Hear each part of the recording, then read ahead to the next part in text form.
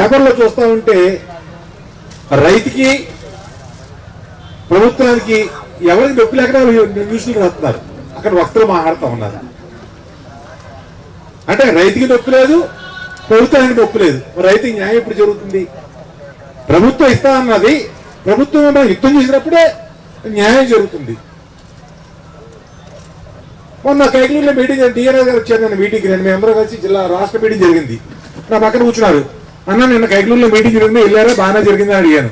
నాకు తెలియదు తమ్ముడు, నన్ను ఎవరు కేకలేదు అన్నాడు. ఆయన ఆక్వా రైతే, స్థానిక మాజీ శాసనసభ్యులు ఆక్వా రైతులు అంటే ఆక్వా రైతులు టీడీపీ ఆక్వా రైతులు వైఎస్ఆర్ ఆక్వా రైతులు ఉంటారు. నాకు తెలియదు, అడుగుతున్నా నేను. ఇప్పుడు చెప్పనన్నా ఎవరు ఉంటారా? రైతుకి పార్టీ ఉండదా? పార్టీకి రైతు కాదు, రైతు పార్టీలో ఉంటాడు తప్ప రైతుకి పార్టీ ఉండదు. ఏ రైతైనా కడుపు కాలితే రోడ్డు ఎక్కుతాడు. ఈరోజు చూస్తా ఉంటే విడదీసి పెట్టేట్టు మీటింగులు, వాళ్ళ ఒక మీటింగ్ ఏదో మీటింగ్ ఇలా ఉంది. తప్పనిసరి ఈరోజు మీటింగ్ పెడితే అంటే ఎత్తుకు వస్తానంటే తప్పనిసరి పరిస్థితుల్లో జరిగే పరిణామాలు చూసి, పేపర్లో జరిగే పరిణామాలు చూసి, న్యూస్లో వచ్చే పరిణామాలు చూసి సీనియర్ నన్ను ఫోన్ చేస్తే నేను చాలాసేపు గుప్తంగా అడిగానండి, ఏంటన్నా మీటింగ్ పెడితే కారణం ఇలా జరిగింది అంటే వాస్తవేనా ఇలా జరుగుతున్నాయని చెప్పి అన్నాడు. తప్పనిసరిగా వస్తాం మాట్లాడతాం అని చెప్పడం జరిగింది. ఎందుకంటే ఒకసారి ఇందాక సీనియర్ చాలా మంచి చెప్పే విషయాలు చెప్పారు. జగన్మోహన్ గారి పాదయాత్ర టైంలో గణపవరం నుంచి వచ్చినప్పుడు ఆయనకు ఒక నెల ముందు నుంచి నేను పడ్డ కష్టం కూడా చెప్పాలి. కొంచెం ఒక నెల ముందు ఏ రెస్టారెంట్లో ఎంటర్ అయిన వెంటనే మీరు అందరికీ అన్ని అభయించుకుంటూ వస్తారు కదన్నా, రైతులకి లేకపోతే ఉచిత కరెంటు గురించి కానీ, లేకపోతే మహిళల గురించి కానీ, ఇంటి పెన్షన్ పెంచుతామని కానీ రకాలుగా చెప్తున్నారు. అందుకని మెయిన్ కావాల్సింది మాకు ఆక్వా. మీరు వచ్చిన రెస్టారెంట్ ఎంటర్ అయిన కానీ వచ్చింది మాకు ఆక్వా పరిశ్రమ ఎక్కువ ఉంది, ఆక్వా ఎక్కువ ఉంది. కాబట్టి ఆక్వా రైతులకు ఏం వేస్తారో కొంచెం మాకు మంచిగా మంచి ప్యాకేజ్ ఇవ్వమని చెప్పాము. అంటే రైతుకి మంచి జరిగేలాగా ఇమ్మని చెప్పి మేము అడగడం జరిగితే, అసలు సమస్యలు అంటే చెప్పమంటే 15 రోజుల పాటు ఆయన ఏ ఊర్లో అయితే ఆ ఊర్లో రోజుకో సమస్య పెట్టుకుని చెప్పేవాడిని. రోజుకో సమస్య గురించో, ఫీడ్ గురించో, కరెంటు గురించో, సీడ్ గురించో, క్వాలిటీ గురించో, లేకపోతే రైతుల పడ్డ నీటి కష్టాల గురించి, రకరకాల కష్టాల గురించి చెప్పని మొదలు పెట్టేవాడిని. ఆఖరికి గడపవరం వచ్చేటప్పటికి ఆయన మొత్తం ఆక్వా మీద నేనైతే మన కష్టాలు చెప్తే ఆయన దేశం మొత్తం మీద ఏ రాష్ట్రంలో ఏ రకంగా ఏం జరుగుతుందో మొత్తం ఒక లిస్ట్ తెప్పించుకోడు ఆయన. నేను ఆ రోజుకి ఇచ్చిన ఆఖరి లెటర్లు అంటే మేము అందరూ కలిసి మా రైతులందరూ సంతకాలు పెట్టి ఆఖరిలో ఒక మెమోరాండం ఇచ్చాం ఆయనకి. ఒక గూడూరులోనూ నాకు తెలిసి 2-3 రోజుల ముందు మీటింగ్లో పొద్దున్నే కలిసినప్పుడు మెమోరాండం ఇచ్చినప్పుడు రైతుకి ₹2 3.90 ఉంది ఆ రోజు కరెంట్ రేటు. ₹3.76 గుర్తులేదు నాకు, 2010 ముందు ఉంటే 50% సబ్సిడీ అంటే ₹2 కరెంట్ ఇమ్మని అడిగాను. అలాగే సీడ్ మీద, ఫీడ్ మీద నియంత్రణ, గవర్నమెంట్ నియంత్రణ కావాలని అడిగాను.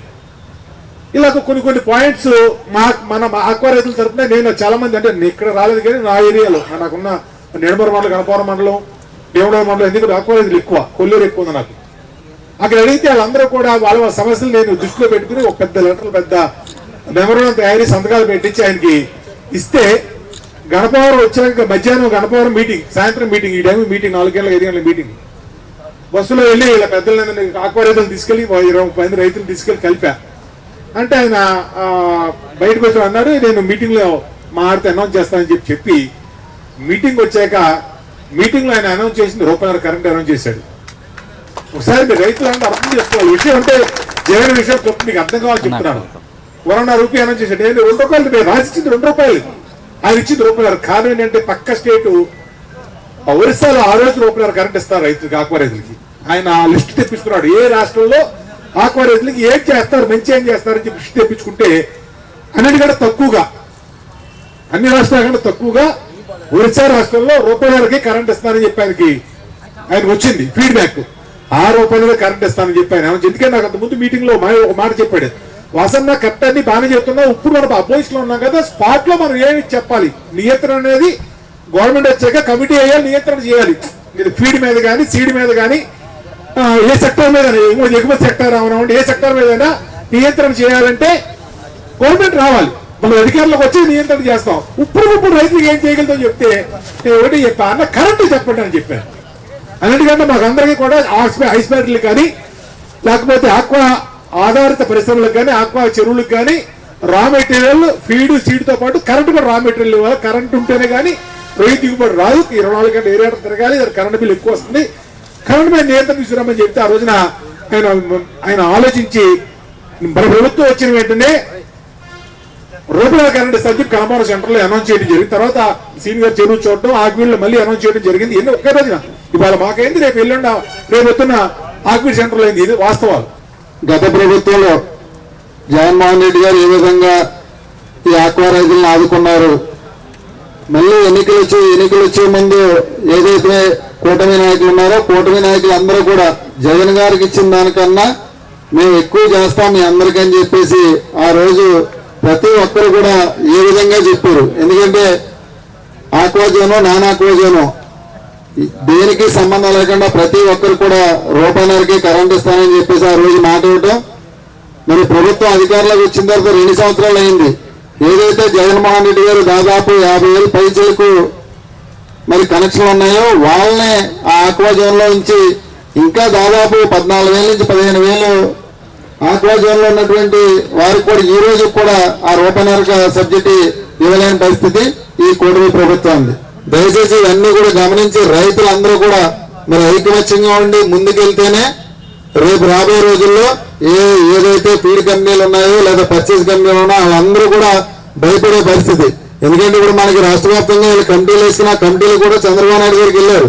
చంద్రబాబు నాయుడు గారికి వెళ్ళి ఆక్వా రైతుల పరిస్థితి ఈ విధంగా ఉంది, చాలా ఇబ్బంది పడుతున్నారు, దీన్ని మీరు ఏదో మార్గం చూపించాలంటే సరే తర్వాత మాట్లాడదామని చెప్పి తర్వాత మరి ఆ కంపెనీ ఎవరితో కూర్చున్నాడో ఆయన ఎవరితో కూర్చున్నారో తెలియదు. కానీ మళ్ళీ వచ్చిన తర్వాత ఒక్క మాట కూడా రైతుల కోసం ఆలోచన చేయలేని ముఖ్యమంత్రి ఎవరన్నా ఉన్నారంటే చంద్రబాబు నాయుడు గారు. ఎన్ని కష్టం వచ్చినా, ఎన్ని ఒడిదుడుకులు వచ్చినా, ఎన్ని ఇబ్బందులు వచ్చినా ఎప్పుడు రైలు రైతు రోడ్డు ఎక్కలేదు. మీరు చూసుంటారు, వ్యవసాయానికి ఏదైనా ఇబ్బంది వస్తే ధాన్యం సరిగ్గా కొనకపోతే, చాలా సంచులు అందకపోతే చేసినటువంటి సందర్భాలు మనం చూస్తున్నాం. వ్యవసాయంలో అయితే నిజంగా అలాగే ఇస్తారు ప్రభుత్వాలు. ఇతరం కానించి గిట్టుబాటు ధర దాకా రుణం ఇస్తాం, సబ్సిడీ ద్వారా విస్తరాలు ఇస్తాం, అన్ని వసతులు ఏర్పాటు చేస్తాం. ఒకవేళ ఏదైనా మునకొస్తే ఇన్పుట్ సబ్సిడీ అంటాం, ఇన్సూరెన్స్ అంటాం, మళ్ళీ యంత్రాలకి సబ్సిడీ, పురుగులు ఎరువు మందులు సబ్సిడీ. కానీ 40 ఏళ్ళ నుంచి భారతదేశంలోనే వ్యవసాయ రంగంలో ఈ రోజున 40% ఆదాయం ఇచ్చేటువంటి రొయ్యల చేపల రైతులు ఈ 40 ఏళ్ళలో ఏ ప్రభుత్వాలు చిన్నచూపు చూసి మీరు చూసుకోండి. ఏదన్నా ప్రభుత్వం నుంచి సహకారం 40 ఏళ్ళలో అందిందా అంటే చూసుకోండి, సహకారం లేదు. ఒకవేళ నిజంగా రొయ్య అక్కడికక్కడ కరెంటు పోయి చచ్చిపోతే ఇన్సూరెన్స్ చేసుకోవడానికి కూడా అవకాశం ఉంది. సీడ్ కంపెనీ వాడు ఉన్నాడు, సీడ్ యాజమాన్యం అందిస్తాడు రొయ్యకి. ఆడికి ఏదైనా నష్టం వస్తుందంటే పక్కన రేటు పెంచుతాడు, రైతు మీద భారం. మేతా కంపెనీలు ఉన్నాయి, బత్తాకి ఎంత అని పెడతాడు, ఆడికి ఏదైనా నష్టం వస్తుందంటే పక్కన రైతు మీద భారం. కొనేటప్పుడు ఎక్స్పోర్టర్ బాగున్నప్పుడు బాగానే కొంటాడు, నష్టం వస్తుందంటే తగ్గించేస్తాడు ఆ భారం రైతు మీద. ఎవరికి నష్టం వచ్చినా రైతు మీద భారం. ఇప్పటి నుంచో కోరుతా ఉన్నాం. ఇందాక వాసుబాబు గారు చెప్పారు, రాజశేఖర రెడ్డి గారికి చెప్పాం, గత ప్రభుత్వాల్లో చాలా మంది రైతులు విన్నవించుకున్నారు. వ్యవసాయ రంగంగా ఆక్వా రంగాన్ని కూడా గుర్తించండి, వ్యవసాయానికి ఇచ్చినటువంటి సపోర్టు ఆక్వా రంగానికి కూడా ఇవ్వండి. ఈ రాష్ట్రంలోనే ఎక్కువ 4,50,000 ఎకరాలు సాగు చేస్తా ఉన్నాం. అందరూ కూడా సహకారం అందించండి. గతంలో ఏ ప్రభుత్వాలు లేవని గతంలో చెప్పడం జరిగింది. మొట్టమొదటిసారి ఈ 40 ఏళ్లలో మొట్టమొదటిసారి ఈ ఆక్వా రంగాన్ని గుర్తించి సీడ్లో అన్యాయం జరుగుతుంటే ఒక చట్టాన్ని తీసుకొచ్చాం. నియంత్రణ ప్రభుత్వం అదిలో ఉంచాం. మంచి క్వాలిటీ తోటి సీడ్ ఇత్తనా లేదా టెస్టులు చేసేటువంటి అధికారం ప్రభుత్వం తీసుకున్నాం. మేత నాణ్యత రేట్లు పెంచాలంటే కుదరదు, ఈ ప్రభుత్వం చట్టం చేసింది. ఆ చట్టానికి అనుగుణంగానే మేత రేట్లు పెంచాల. అలాగే కొనేటప్పుడు కూడా ఎక్స్పోర్టర్స్ కూడా ఇష్టం వచ్చినట్లు రేటు పెంచడానికి తగ్గించడానికి కుదరదు. అది కూడా ప్రభుత్వ అధీనంలో ఉండేటట్టు చట్టం చేశాం. దీన్నే అప్సడా ఆక్వా డెవలప్మెంట్ అథారిటీ చట్టం. ఈ చట్టంలో ముఖ్యమంత్రి గారి అధ్యక్షుడు ఆక్వా రైతుల్ని ఎక్స్పోర్టర్స్ ని, ఎవరైతే కొనుగోలుదారులు ఉన్నారో వారిని, యాజమాన్యాలు, మేతల యాజమాన్యాలు అందరినీ కూడా భాగస్వాములు చేసి ఒక అందరితోటి సమీక్ష నిర్ణయం తీసుకునేటట్టు చట్టాన్ని ఏర్పాటు చేశాం. ఈ రోజు వరకు మొట్టమొదటిసారి ఇలాంటి చూస్తున్నారు. ఈ చట్టం తీసుకొచ్చిన తర్వాత కరోనా మొదలైంది. ₹250 ఉన్నటువంటి 100 కౌంట్ ధర 50 రూపాయలకి 40 రూపాయలకి అమ్ముతుంటే గవర్నమెంట్ కలవ చేసుకుని ఎంఆర్ఓని డిపార్ట్మెంట్లు పెట్టి తగ్గించకుండా చూసినటువంటి సందర్భం మీరు అందరూ గుర్తు చేస్తా ఉన్నాం. మాకు భారం పడబడదని కోరుకుంటా ఉన్నాం.